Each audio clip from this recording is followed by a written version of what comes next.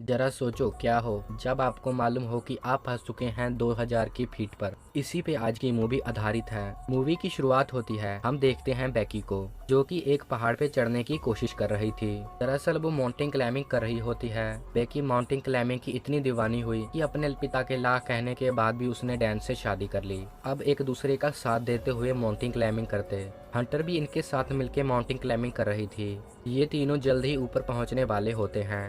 Dan को तभी एक होल दिखाई दिया। वो अपनी रस्सी को उस होल में फंसाने लगा। अंदर बैठी चिड़िया उस पे झपटी। अचानक हुए हमले के कारण डैन नीचे लटक गया।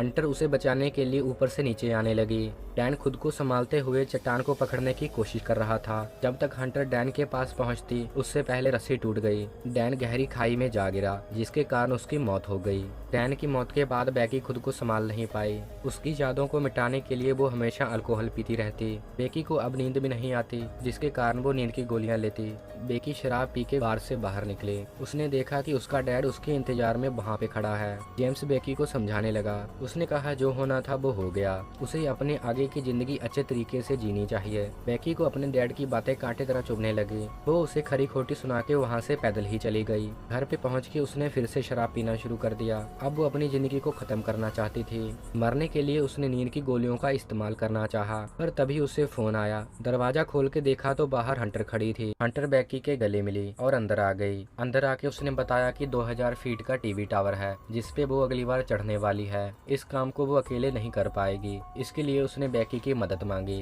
डैन की मौत के बाद बैकी ऊंचाई से डरती थी। वो कहती है कि अब वो ये काम नहीं कर पाएगी। बैकी ने हंटर को साफ साफ मना कर दिया। अगली सुबह होते ही बैकी की नजर डैन की अस्थियों पे पड़ी। गम के कारण उसने डैन की अस्थियों को नहीं विसर्जन किया। अब वो फैसला करती है कि वो उस ऊंचाई पे जाके डैन की अस्थियों को बिखेरेगी। बैकी ने अपनी मन की बात हंटर को बताई। हंटर का खुशी का ठिकाना ही नहीं रहा। दोनों वहाँ से तैयार होकर अपनी कार में निकल पड़े। रास्ते में जाते समय बैकी हंटर के मोबाइल में वीडियो देखने लगी। उसने एक तस्वीर देखी जिसमें एक लड़के का हाथ था, पर हंटर का तो कोई बॉयफ्रेंड ही नहीं था। बैकी के पूछने के बाद हंटर ने उसकी बातों को टाल दिया। रात में उन्होंने एक होटल में रहने का फैसला किया। इस होटल से वो टावर साफ साफ दिखाई देता था। सुबह का समय हुआ, वो दोनों होटल से जाने लगे। हंटर अब एक यूट्यूब ब्लॉगर बन चुकी थी। घूम घूम के वो कई तरह की वीडियो शूट करती।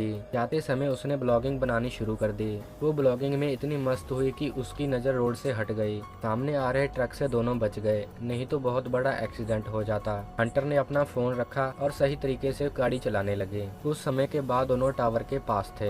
हंटर कार से बाहर निकली और वहाँ का जायजा करने लगी। बैकी हंटर का साथ देते हुए उसके पीछे आ गई। हंटर वीडियो शूट करते हुए आगे आ गई। इन्होंने देखा कि एक जानवर को दो गिद्ध खा रहे हैं। इन दोनों को ये थोड़ा अजीब लगा। हंटर ने अपना कंटेंट समझ के वो वीडियो भी शूट कर ली। टावर के पास आते ही बैकी की हालत खराब होने लगी। टावर को देख के उसके मन में घबराहट पैदा हो गई। हंटर ने उसे दिलासा देते हुए चैन से हुक कर लिया। अंदर की सीढ़ियों से वो दोनों ऊपर चढ़ने लगे। हंटर आगे थी और बैकी उसके पीछे जा रही थी। जिस टावर पे चढ़ रहे थे उसकी हालत काफी ज्यादा मंदी थी। टावर पूरी तरह हिल रहा था। उसके नट बोल्ट पूरी तरह ढीले हो चुके थे। ये दोनों इस बातों से बेखबर ऊपर चढ़ते रहे। आधे रास्ते में जाके बैकी थक गई। हंटर ने फैसला किया कि वो दोनों वहाँ पे आराम करेंगे। बैकी ने पानी पिया। आराम करने के बाद वो फिर से ऊपर जाने लगे। अंदर की सीढ़ियाँ कंप्लीट हो चुकी थी। अब वो दोनों वहाँ से बाहर आ गए। अब उन दोनों को बाहर की सीढ़ियों से ऊपर जाना था। हंटर दलेरी के साथ उन सीढ़ियों पे फिर से चढ़ने लगी। बैकी घबराती हुई उसके पीछे जा रही थी। बीच में बड़े बड़े दो डिश लगे हुए थे। दोनों ने उस डिश को भी पार किया। आखिरकार वो ऊपर आ गए। ऊपर आने के बाद हंटर पूरी तरह खुश थी। ऊपर का नजारा काफी बेहतरीन था। 2000 फीट की ऊंचाई से काफी दूर तक देखा जा सकता था।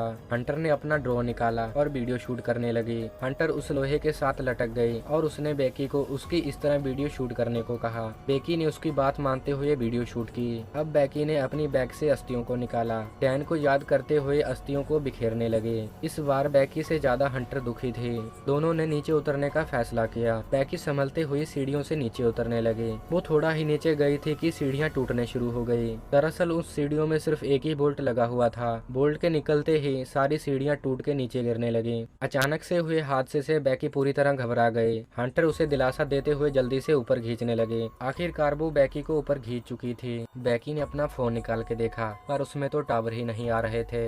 अब इन दोनों की मुश्किलें बढ़ने वाली थी। दोनों ने टावर में लगे एक बॉक्स को खोला जिसमें एक दूरबीन और एक फ्लेयर गन थी। हंटर दूरबीन की मदद से लोगों को ढूंढने लगी पर दूर दूर तक कोई भी नहीं दिखाई दिया। दोनों को लगता है जल्द ही यहाँ पे कोई आ जाएगा और इन दोनों को रेस्क्यू करके ऊपर से नीचे उतार लिया जाएगा। दोनों वेट करते हुए टाइम पास करने लगे।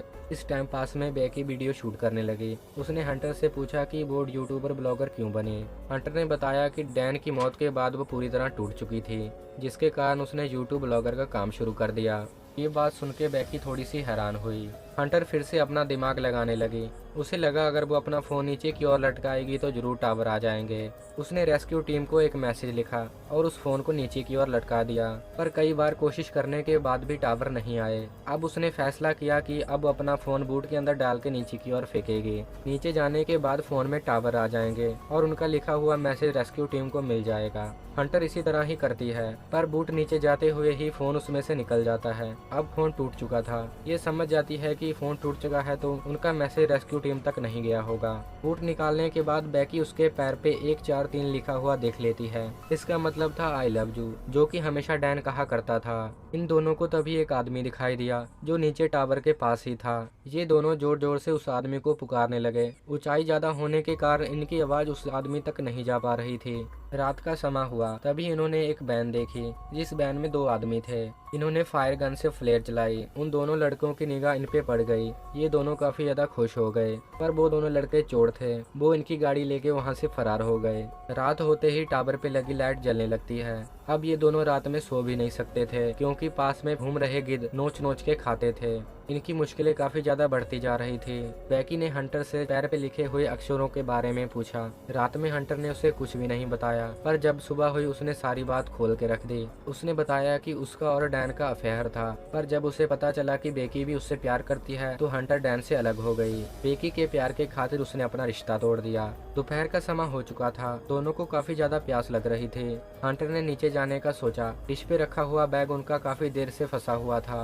हंटर रस्सियों की मदद से नीचे उतर गई। नीचे जाके सबसे पहले उसने पानी पिया। वो बैग को लटका के खुद भी ऊपर चढ़ने लगी। बेकी उस रस्सी को लगातार खींच रही थी। कुछ समय के बाद वो अचानक से रस्सी ढीली पड़ गई। रस्सी को ढीली देख के वो पूरी तरह घबरा चुकी थी पर जब उसने नीचे देखा तो हंटर अभी भी रस्सी के साथ लटकी हुई थी। अब उसने हंटर को ऊपर खींच लिया। पानी पीने के बाद बेकी ने एक नोट लिखा।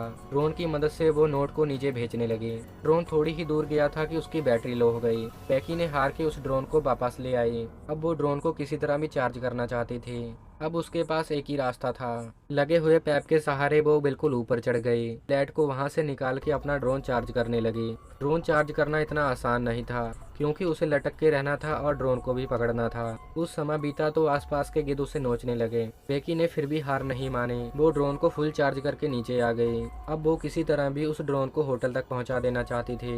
रिमोट को कंट्रोल करते हुए वो ड्रोन को होटल तक पहुंचाने लगी। तेज आ रही ट्रक ने ड्रोन को टक्कर मारा जिसके कारण ड्रोन टूट गया। ड्रोन टूटने के बाद बेकी भी पूरी तरह टूट गई। तभी उसे एहसास हुआ कि उसने सिर्फ बैग को ही ऊपर खींचा था क्योंकि हंटर तो पहले ही नीचे गिर चुकी थी। उसकी लाश डिश पे पड़ी हुई थी। अचानक हुए इस हादसे के बाद वो खुद को संभाल ही नहीं पाई। उसे मालूम ही नहीं हुआ कि हंटर तो कब की मर गई। बेकी आराम से उसी जगह पे बैठी थी। तभी एक गिद्ध उसके पैर को नोच के खाने को आया।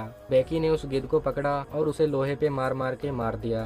2 दिन भूखे होने के कारण उसने मरे हुए गिद्ध का कच्चा मांस ही खाना शुरू कर दिया। खाना खाने के बाद उसमें थोड़ी सी एनर्जी आ गई। उसने रस्सी को ऊपर बांधा और रस्सी के सहारे नीचे आने लगी। वो किसी तरह कोशिश करती हुई आखिरकार डिश के पास आ चुकी थी जहाँ पे पहले से ही हंटर की लाश पड़ी थी। नीचे आने से पहले ही उसने एक वीडियो शूट किया था और एक मैसेज लिखा था। उसने वो मैसेज अपने डैड को सेंड कर दिया। उसने अपने फोन को पूरी तरह सेफ कर हंटर की जेब में फंसा दिया और उसकी लाश को नीचे की ओर धक्का दे दिया। दूसरी ओर जेम्स बेकी को लेके पूरी तरह परेशान हो रहा था। जब उसे बेकी का मैसेज मिला तो वो जल्दी से अपनी कार में टावर की ओर आने लगा। टावर के पास आया, उसने लाश देखी। उसे लगा कि बेकी मर गई है पर बेकी अभी भी जिंदा थी। रेस्क्यू टीम वाले वहाँ पे पहुँच गए थे। उन्होंने बेकी को ऊपर से सही सलामत नीचे उतार लिया था। बेकी को तभी एहसास हुआ कि उसकी जिंदगी कितना मोल है। उसने अपने डैड से माफी मांगी और उसके गले मिल गई। काफी मुश्किलों के बाद आखिरकार बेकी जिंदा बच गई थी। इसी दौरान ये सर्वाइवल मूवी यहाँ पर ही समाप्त हो गई। वीडियो अच्छा लगा हो तो लाइक कीजिए और हमारे चैनल को जरूर सब्सक्राइब कीजिए।